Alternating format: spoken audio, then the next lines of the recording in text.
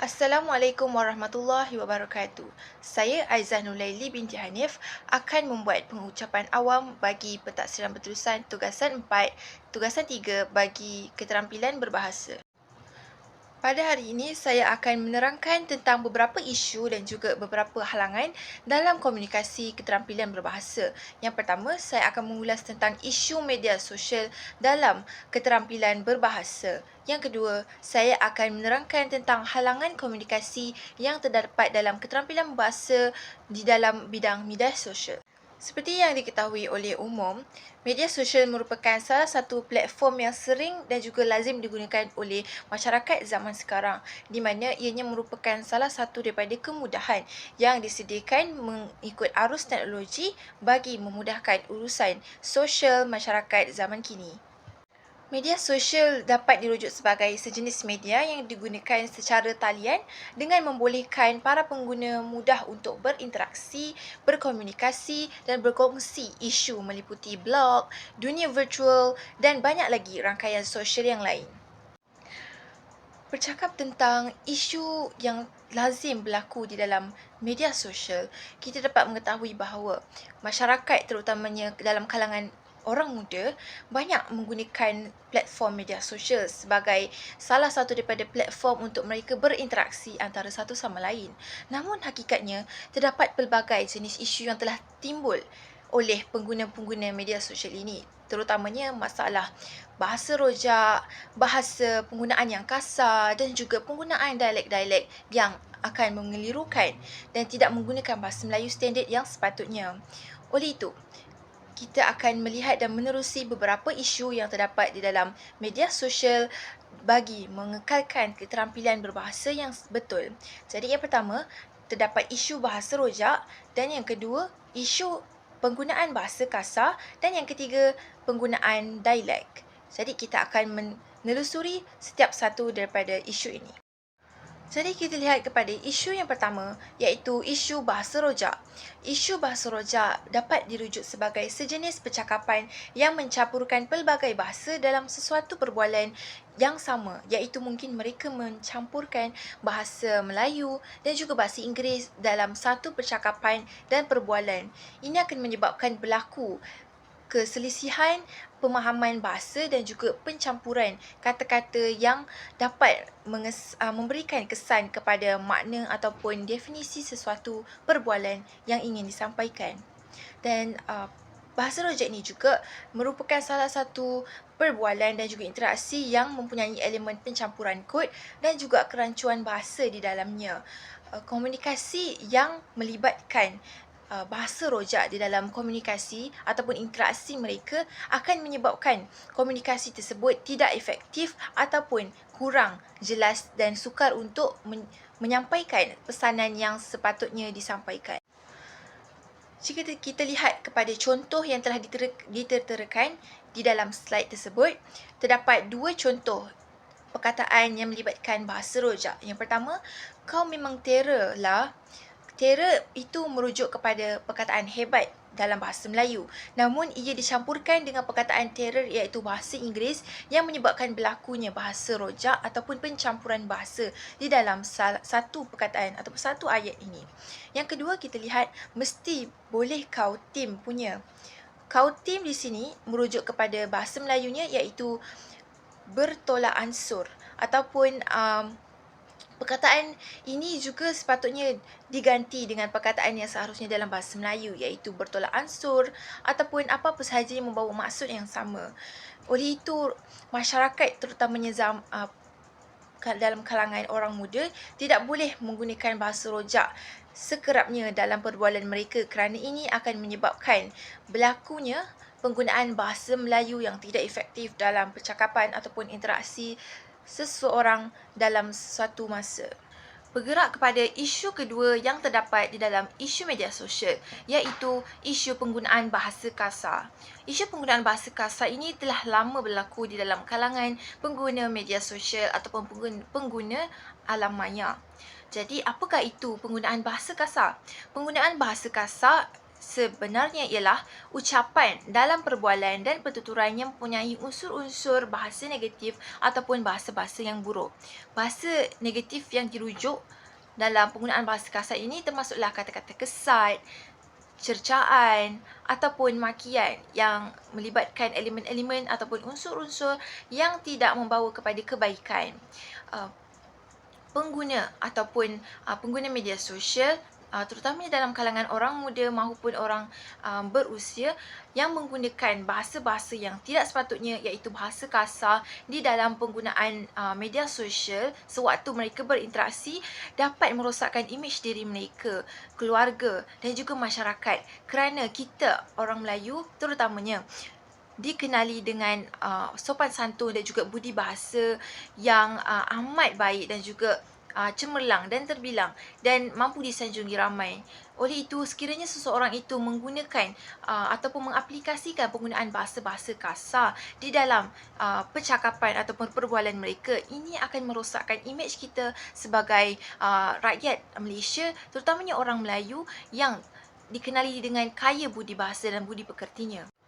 Isu yang ketiga yang terdapat di dalam isu media sosial yang melibatkan keterampilan berbahasa ialah isu penggunaan dialek.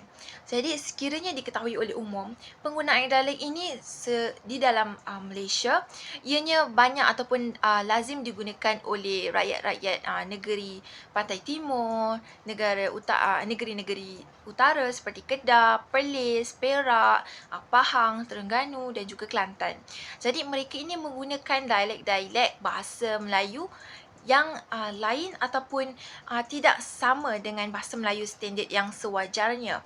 Jadi bila mereka menggunakan dialek-dialek ini dalam percakapan ataupun interaksi di dalam perbualan chat ataupun perbualan alam maya yang melibatkan media sosial, kemungkinan orang ataupun masyarakat lain yang bukan penutur dialek, mereka akan salah faham ataupun mereka akan sukar untuk memahami apa sebenarnya intipati yang ingin disampaikan oleh seseorang sekiranya mereka menggunakan penggunaan bahasa dialek secara kerap di dalam satu perbualan. Jadi penggunaan bahasa dialek ini sejujurnya boleh digunakan, namun ia perlu digunakan di tempat yang betul ataupun secara tepat, di mana ianya boleh digunakan sekiranya pengguna dialek ini menggunakan bahasa dialek bersama dengan orang yang bercakap dengan penggunaan dialek juga. Namun sekiranya mereka menghantar kepesanan kepada orang yang bukan penutur dialek, mungkin akan menimbulkan salah faham ataupun kesukaran untuk seseorang itu memahami isi ataupun maksud bagi sesuatu perkataan tersebut. Jadi penggunaan bahasa Melayu standard ini sewajarnya diterapkan di dalam penggunaan alam maya ataupun interaksi media sosial, kerana penggunaan bahasa Melayu standard inilah yang digunakan secara umum oleh semua rakyat Malaysia tanpa mempunyai kesalahan yang sepatutnya. Oleh itu, penggunaan bahasa dialek ini sepatutnya dikurangkan kerana ianya akan menyebabkan kesukaran dan juga kesalahfahaman terhadap orang lain. Baiklah, sebentar tadi kita telah membincangkan tentang beberapa isu yang melibatkan isu di dalam media sosial, iaitu isu keterampilan bahasa yang melibatkan pengguna-pengguna media sosial. Jadi yang kedua, kita lihat pula kepada halangan komunikasi dalam keterampilan bahasa yang terlibat di dalam media sosial. Jadi terdapat beberapa halangan komunikasi yang berlaku dalam keterampilan bahasa, tidak kiralah pengguna media sosial ataupun dalam kehidupan sosial yang nyata dan sebagainya. Jadi kita lihat kepada halangan komunikasi dalam keterampilan bahasa yang pertama, iaitu maklum balas. Yang pertama ialah maklum balas. Apakah contoh halangan yang berlaku dalam maklum balas? Jadi kita lihat dulu apa itu maklum balas. Maklum balas ini sebenarnya ialah salah satu daripada elemen yang menunjukkan keberkesanan sebuah komunikasi dalam kalangan penerima komunikasi secara dua hala.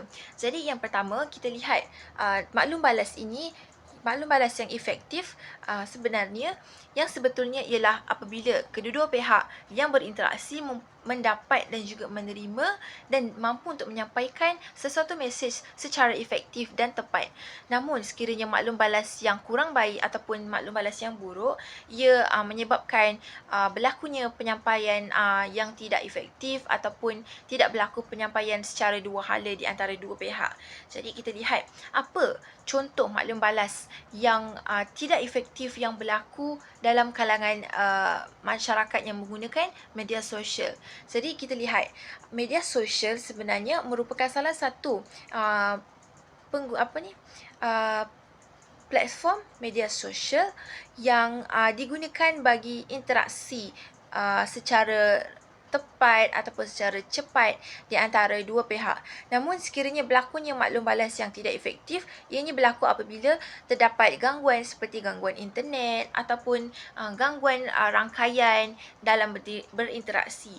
Sekiranya berlaku gangguan interaksi melibatkan internet di dalam media sosial, maka kemungkinan berlakunya masalah bagi menyampaikan sesuatu mesej di antara penghantar dan juga penerima. Oleh itu, kesannya penerima tidak dapat menerima mesej yang sepatutnya ataupun lambat untuk mendapatkan mesej mengikut waktu yang setepatnya. Yang kedua, kita lihat pula isu ataupun halangan yang kedua iaitu komunikasi sahala. Jadi komunikasi sahala ini bermaksud komunikasi yang berlaku kepada satu pihak sahaja. Ianya berkait dengan halangan sebentar tadi iaitu halangan maklum balas di mana maklum balas yang efektif melibatkan dua pihak yang berlakunya komunikasi secara dua hala antara dua pihak. Namun terdapat beberapa halangan yang menyebabkan berlakunya interaksi yang menyebabkan hanya berlaku komunikasi sahala sahaja. Jadi apabila berlakunya komunikasi sahala ini, kita dapat mengetahui bahawa terdapat satu pihak yang tidak mendapatkan mesej ataupun input yang sebenarnya. Jadi bagaimanakah terjadinya ataupun tercetusnya masalah komunikasi satu hala ini? Jadi kita lihat dalam media sosial, antara contoh komunikasi sahala termasuklah sebarang mesej-mesej yang tidak dapat seseorang itu memberikan maklum balas. Jadi yang pertama sepertinya contoh berita ataupun akhbar dalam talian.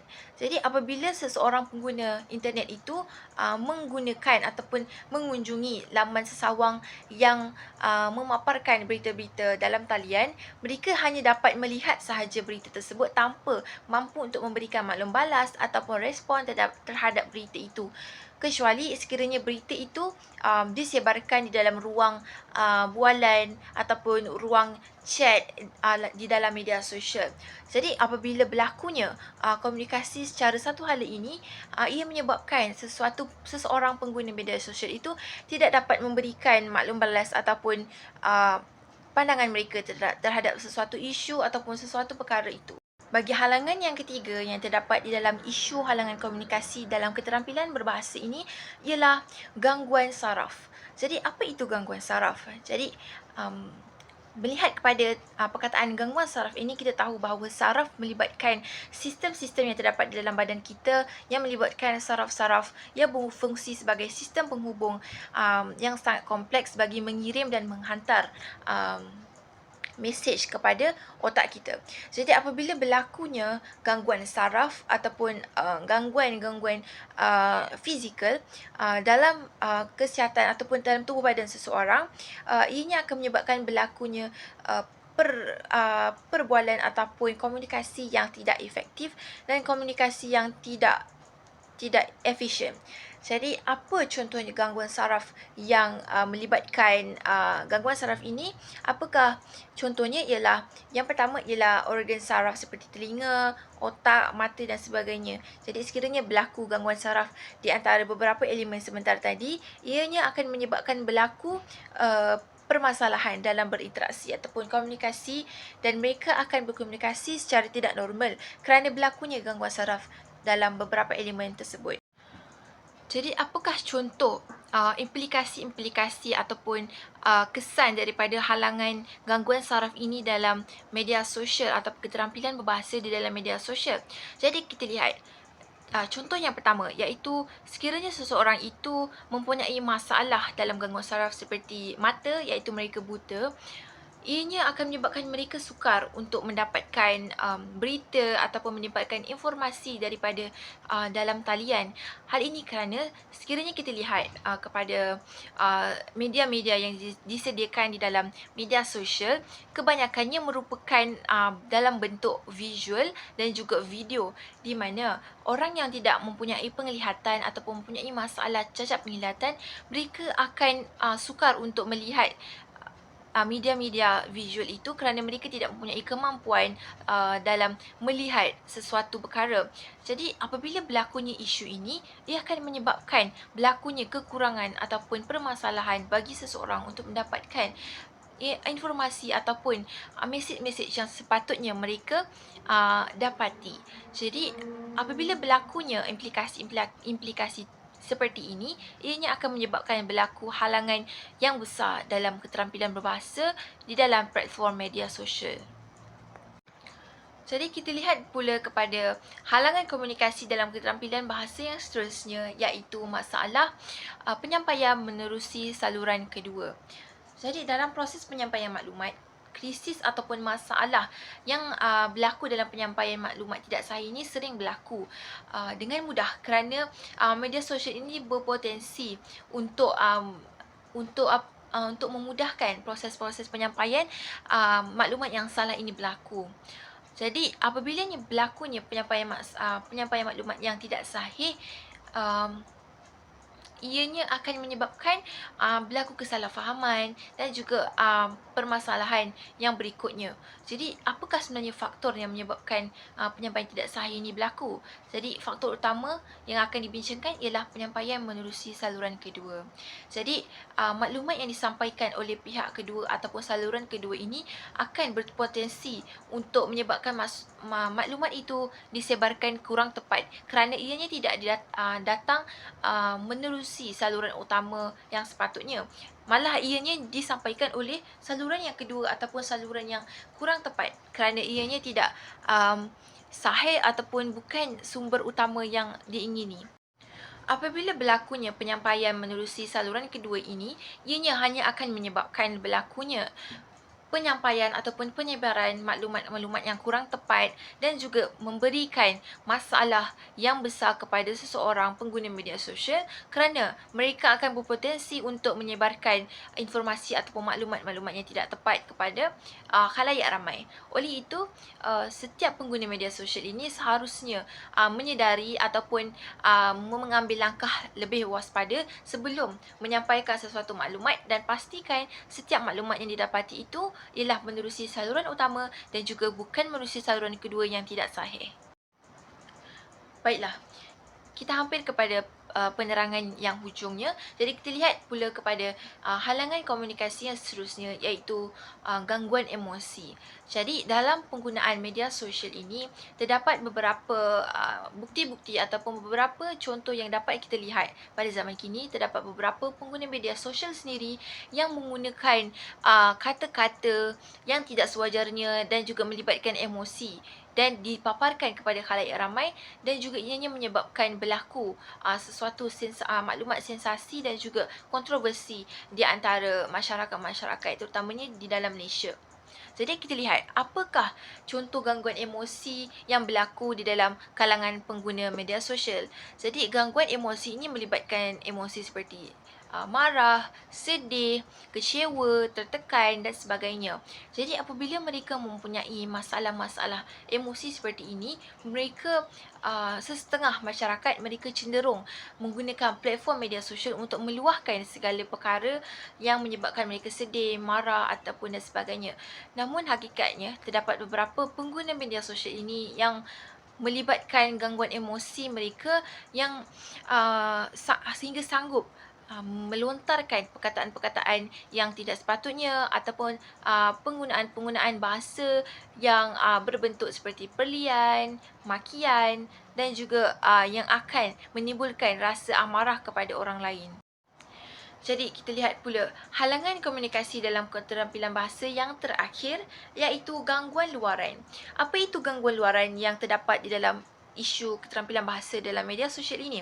Jadi kita lihat gangguan luaran ini merujuk kepada gangguan-gangguan persekitaran. Jadi apabila kita lihat penggunaan media sosial ini dapat dilakukan di mana-mana sahaja tempat. Namun tidak semua tempat ataupun persekitaran di semua tempat itu sama. Jadi apabila berlakunya persekitaran yang agak lain, ianya akan menyebabkan beberapa gangguan ataupun masalah komunikasi yang lancar. Contoh komunikasi-komunikasi yang memberikan jejas ini ialah apabila berlakunya masalah seperti pencemaran bunyi, apabila berlakunya pembangunan sesuatu bangunan di dalam satu kawasan perumahan dan sebagainya. Ia akan menyebabkan berlakunya bunyi-bunyi yang kuat dan juga bunyi-bunyi yang akan mengganggu perbualan ataupun proses komunikasi media sosial. Jadi gangguan-gangguan luaran seperti ini sepatutnya dikurangkan kerana ianya akan memberikan kesan kepada komunikasi efektif kepada pengguna-pengguna media sosial. Jadi mengapa dikatakan persekitaran luar seperti bunyi bising ini dapat mengganggu keefektifan ataupun penggunaan komunikasi yang efektif dalam media sosial. Jadi seperti contoh, yang pertama, apabila seseorang itu ingin merakam ataupun membuat satu video, jadi apabila mereka membuat video, mereka memerlukan sistem kualiti suara yang jelas dan juga yang tenang dan sepatutnya supaya suara mereka dapat lancar dan juga mudah untuk didengari. Jadi apabila berlakunya pencemaran ataupun gangguan daripada luar iaitu seperti bunyi bising, ianya akan memasuki di dalam video mereka tersebut dan juga akan menyebabkan berlakunya masalah bagi perakaman video itu dan untuk dihantar ke platform media sosial. Jadi berlakunya elemen-elemen yang tidak efektif yang menyebabkan permasalahan bagi seseorang itu untuk membuat sesuatu perkara secara lancar sekiranya berlaku gangguan-gangguan luaran ini. Oleh itu, seseorang yang menggunakan platform media sosial, mereka perlulah memastikan kawasan persekitaran mereka bebas daripada gangguan-gangguan luaran yang akan memberikan implikasi buruk kepada komunikasi mereka di dalam media sosial. Sekian itu sahaja penerangan bagi pengucapan awam tugasan 3 keterampilan berbahasa bagi sesi ini. Jadi saya Azanul Laili binti Hanif. Wabillahi taufiq wa hidayah. Assalamualaikum warahmatullahi wabarakatuh.